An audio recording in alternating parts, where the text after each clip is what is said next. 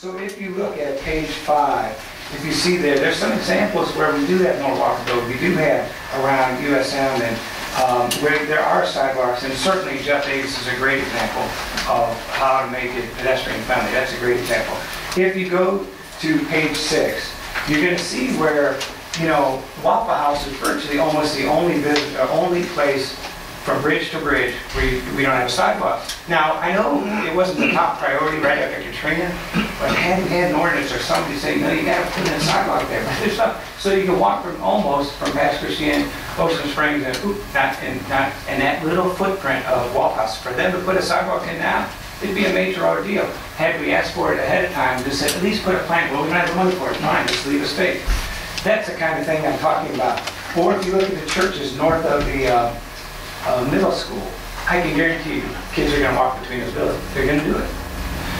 What we're forcing people to do is drive from one to the next. I mean, you can see it, but that's cost money, of course, with gas prices.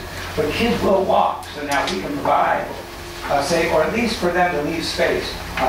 Then when we have grant monies, we can put them there without having to do all the easements and things like that, or try to, get the property. Habitat for Humanity did a great job. Great homes, great sidewalk. Now when you get out on Doherty Road, so you can see the picture there, these kids, when they round that corner to go to that playground, and they will do that, they're dumped out into the street. So again, we could have left space, or at least planning for it. And the new school, the schools have done a great job. They're going to have sidewalks on commission, down the side, but when it gets to Pineville, no sidewalk. So, but they have less space for it. So I worked with Carol Hamilton, and she said, we don't have money right now, but I need space. I said, okay, great. All right.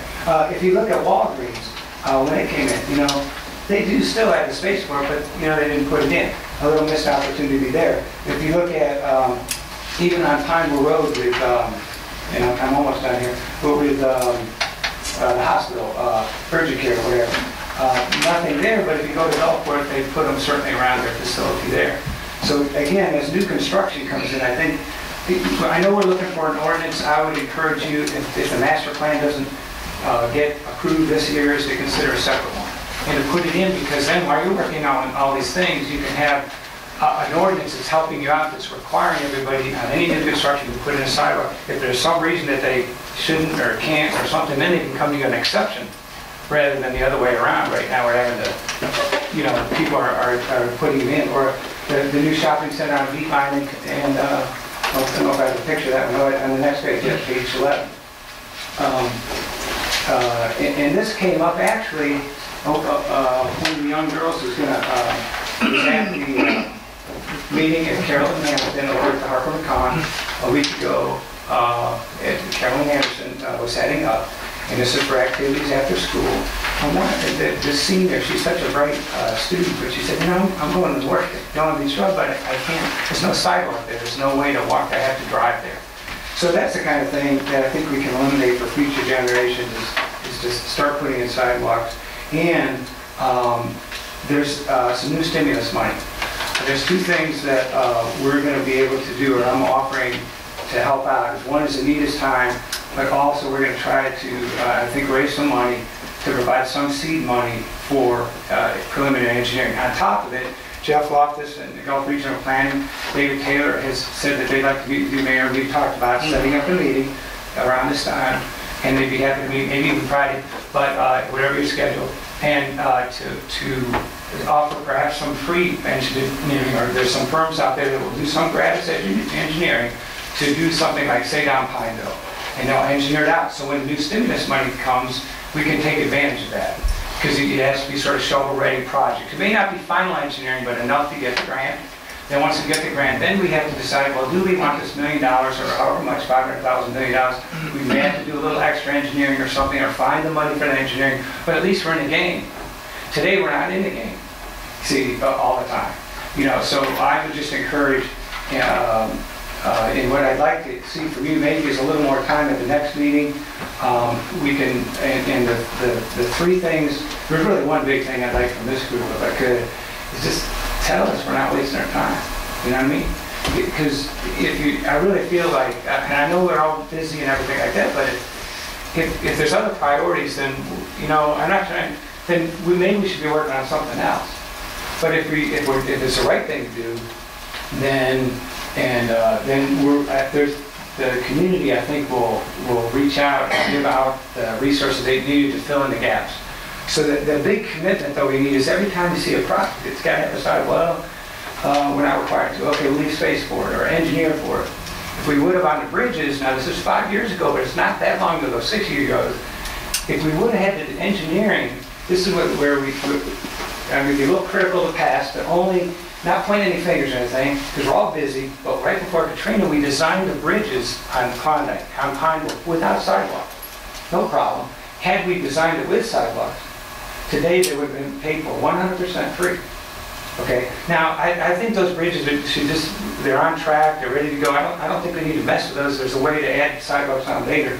But going forward, there's going to be another bridge. We're going to, right? There's going to be the next bridge project. When it does, let's find sidewalks, let's engineer for it. When that engineer happens, then when the money comes, most of the time, or many times these days, it could be paid for 100%. So I'm trying to find cost-effective ways, realizing that there's a limited budget, provide some extra resources, and the last thing would be is just there's another project. The next round of stimulus money, and this is the last thing, is they believe there's going to be some project. If we can make a project ready, like say take Pineville Road or a main artery like Pineville, have it engineered, won't be detailed engineering, get the engineering for that. When the project comes along, that next stimulus money, and Jeff Loftus and their team feels that there's going to be another round, that will then be, we'll be in the game. So then we can decide, if we get the grant, we can say, well, to get this $1 million, we're going to have to invest $10,000, or we're going to have to invest $20,000, or whatever it is. But at least then we know we're in the game.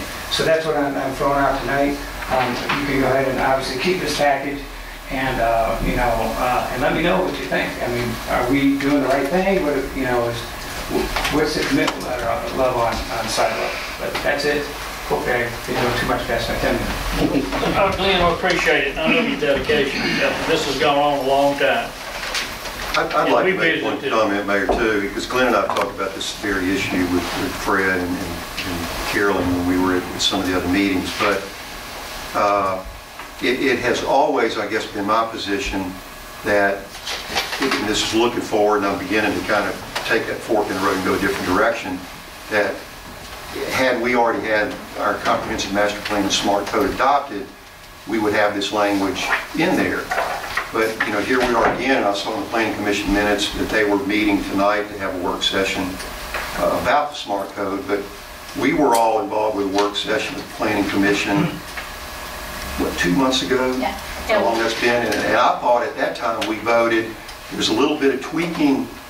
We didn't vote, we offered up that there was a little bit of tweaking, but we were going to go ahead and go to public hearing with it and make all the corrections one final time. And here we are, March 16th, and I'm sure there's been progress made, but we haven't gone to public hearing. And if that drags out another 60, 90, 120 days or longer, I fear that it probably will with today's pace. Our grant has got to go ahead. We've got to get this to public hearing. Without extension. Right.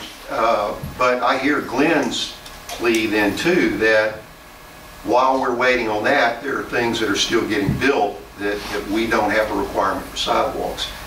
And I don't know, I think that then in changing our ordinance to require that would require public hearings for that. And it's always been my position that if we were that close to smart code, I didn't want to kind of go to 2 public hearings to change an ordinance that was going to be outdated.